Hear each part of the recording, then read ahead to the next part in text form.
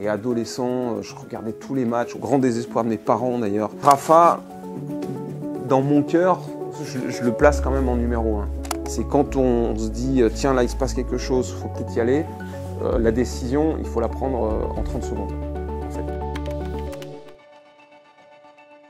Vous savez, le Roland-Garros, je me dis toujours chaque année, j'en ai fait tellement, est-ce qu'à un moment donné, tu ne vas pas te lasser, ou ça devienne une routine? Puis en fait, dès que je mets le pied le premier jour, le premier dimanche, et que je vois la magie de ce tournoi, je me dis, mais c'est un tel bonheur, il n'y a pas de problème, quoi. Donc voilà, après, c'est vrai que le contexte est un petit peu différent cette année, puisque, bon, c'est vrai qu'on avait l'habitude d'avoir toutes les grandes figures, Nadal, Djokovic, Federer. Bon, petit à petit, ils sont tous partis les uns après les autres. Djokovic, on ne sait pas trop ce qui se passe, on sent quand même que c'est le crépuscule. Voilà, Sinner qui a été absent pendant de longues semaines, suspendu, Alcaraz qui est vraiment la figure, on va dire, aujourd'hui, peut-être celui qui peut le plus à long terme rivaliser avec les grands anciens. Mais bon, voilà, on ne sait pas trop, c'est quand même très ouvert. On va voir comment ça va se passer. Il y a Zverev, bien sûr. Enfin, il y a plein de joueurs qui sont capables de faire quelque chose de bien. C'était un rêve depuis quand j'étais tout petit, gamin, enfin, et adolescent. Je regardais tous les matchs, au grand désespoir de mes parents d'ailleurs, parce que notamment quand il y avait le bac, je révisais pas assez. Mon idole, c'était John McEnroe, idole absolue. J'adorais Noah aussi, bon voilà. Et je regardais même aussi Wimbledon qui était retransmis à l'époque sur Antenne 2. Et c'est vrai que me dire que je suis le présentateur de la terrasse de Roland-Garros, il n'y en a qu'un, hein. Ça a été un honneur considérable déjà. Ensuite, j'ai voulu apporter aussi un petit peu ma patte, si je puis dire, et notamment en faisant venir sur cette fameuse terrasse les joueurs, les joueuses. Donc ça, c'est quelque chose qui n'a pas été simple. C'était jamais arrivé avant. On faisait les interviews, mais à la fin du match, donc vraiment à chaud. Là, c'était le moyen de les avoir dans un autre contexte, avec un peu plus de recul. Et il a fallu convaincre et la fédération, et l'ATP, la WTA, les instances. Et je me souviens que la toute première, c'était le lundi, le premier jour, la toute première qui avait accepté, c'était Serena Williams, qui était en plus tenante du titre, qui était déjà évidemment une star énorme. Et on avait par contre des consignes, c'est-à-dire qu'il fallait que ça dure 1 minute 30, mais pas plus. Et donc effectivement, elle vient, déjà à l'époque, les joueurs devaient traverser une partie des allées. Maintenant, on a un système où en fait, ils passent par l'intérieur, ils arrivent directement sur notre plateau. À l'époque, il y avait un bout de... Et donc, elle arrive, mais absolument traumatisée par le fait d'avoir côtoyé, il y avait la foule, etc. Donc, elle arrive déjà, limite tremblante.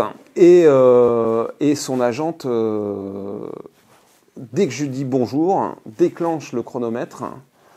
Et au bout de 1 minute 29 secondes, on arrête, on coupe. Donc, j'ai tout de suite coupé, parce qu'en plus, c'était la première, je voulais pas que ça se passe mal, etc. Donc, interview, je pense, à mon avis, totalement inintéressante, etc. Mais on était contents, parce qu'on s'est dit, on a lancé le truc. On a eu Serena Williams pour commencer, puis alors après, donc, le pli a été pris, et ils sont tous venus, Nadal tous les ans, Federer, Djoko, enfin, de toute façon, ils sont tous venus. Alors moi, en fait, je prépare beaucoup chez moi le matin, parce que je suis au calme, hein, et puis j'arrive vers midi, parce que je prends la semaine, puisque je prends l'antenne à 14h. J'essaye de ne pas arriver trop tôt, parce qu'en fait, je fais 7 heures d'antenne, non-stop, et en fait, il ne faut pas que je me crame un peu en énergie, en fait. Donc, je ne veux pas être là trop longtemps avant, dépenser de l'énergie pour rien. Mais je prépare beaucoup le matin, en fait, tous les matchs de la journée, les joueurs, etc. Voilà. Donc, et puis le soir, donc c'est jusqu'à 21h sur la France 2, France 3.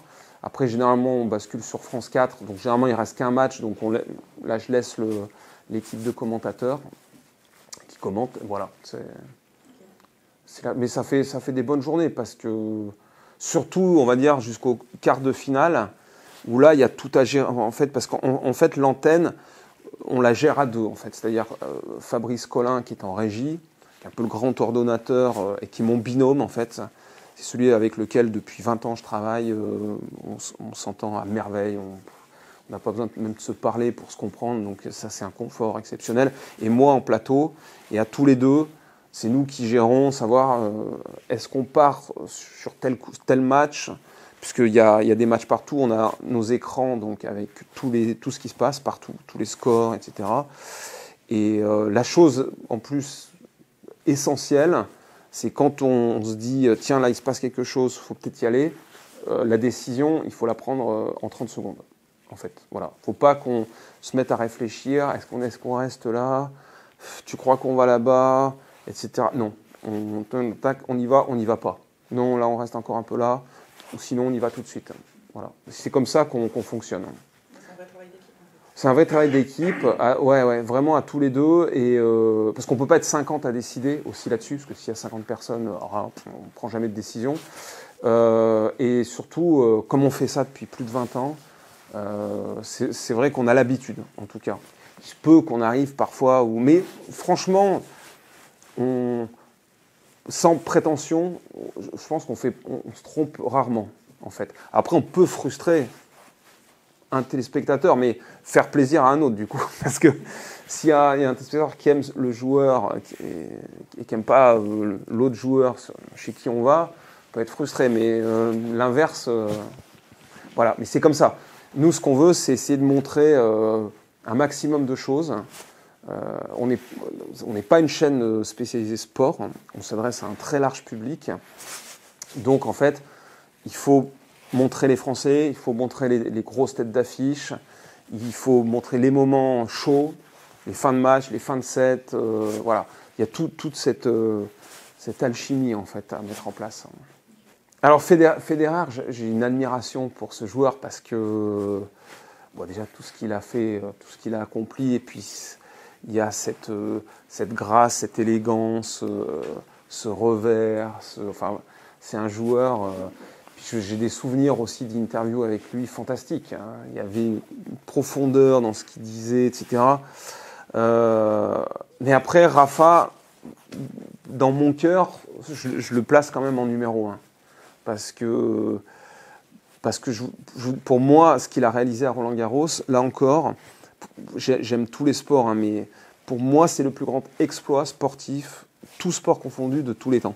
Parce que gagner 14 Roland-Garros, quand c'est le tournoi le plus difficile à remporter, quand on pense que celui qui avait réalisé ça avant lui, c'était Borg, avec 6 seulement, c'est-à-dire qu'il explose littéralement le record. Pour moi, personne n'arrivera à l'égaler. Je pense pas, en tout cas de notre vivant.